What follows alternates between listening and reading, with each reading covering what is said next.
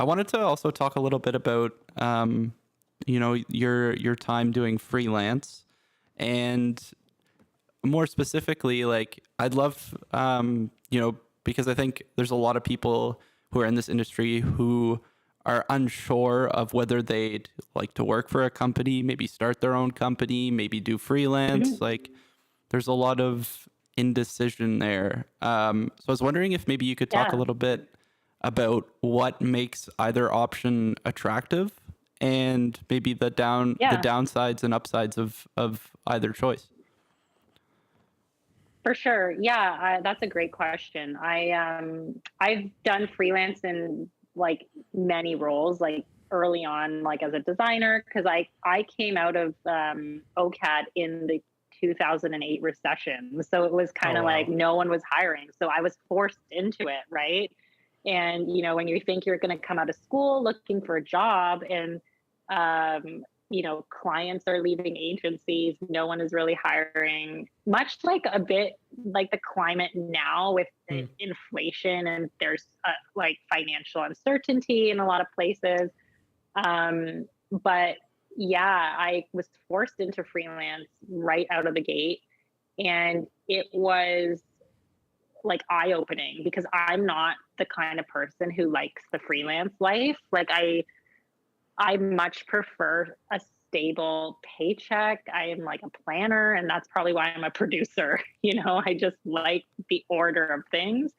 Um, but in saying that, it when I was freelancing kind of after Panic and Bob for a bit, I loved the freedom, right? I was a little bit older. I was able to just, make my own schedule, do my own thing, kind of plan my day the way I wanted to plan it.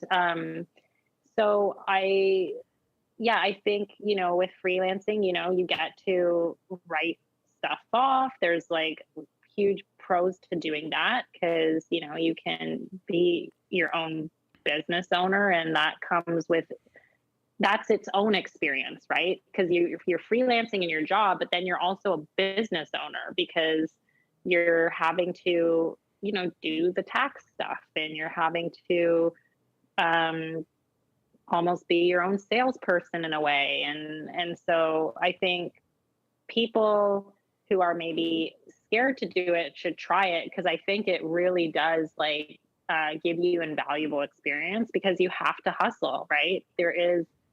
I mean, it's not, nothing is going to come to you. You have to put yourself out there, be persistent, knock on doors. And when you get turned down, it doesn't mean it's a no. It just means not right now. And then you have to kind of find that right time because there are tons of places, especially early on when I was a designer and an art director, where it's discouraging, right? Like you're kind of like, no, you're hearing no a lot, and or we just don't have anything right now, but touch base here. And it's like timing is everything, and things do fall into place. And I think, my biggest piece of advice would be just to like trust in the process. You will find something. It is so discouraging and isolating, I think, when you're in it because you're by yourself doing it, but there's something that's really nice about that too. Yeah, totally. Did you find that there was more money in freelance and that comes with more stress? Or would you find that it's kind of like about equal for you and you just kind of like the idea of having a paycheck all the time? Or was there anything like monetary wise that freelance is better for?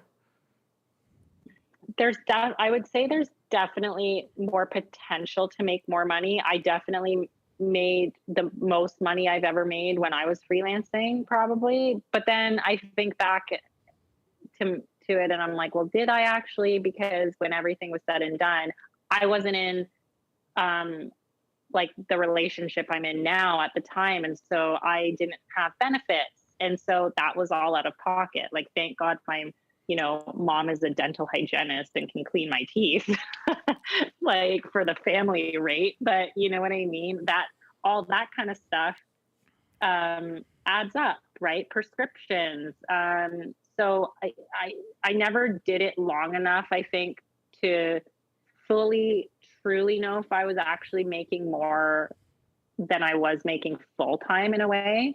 But I mean, I definitely think that freelancers do make way more, just because the ones that I've interacted with that are interested, let's say, in getting back into a full time role, their salary expectations are very different than what, you know, a company might be willing to kind of part with, per se.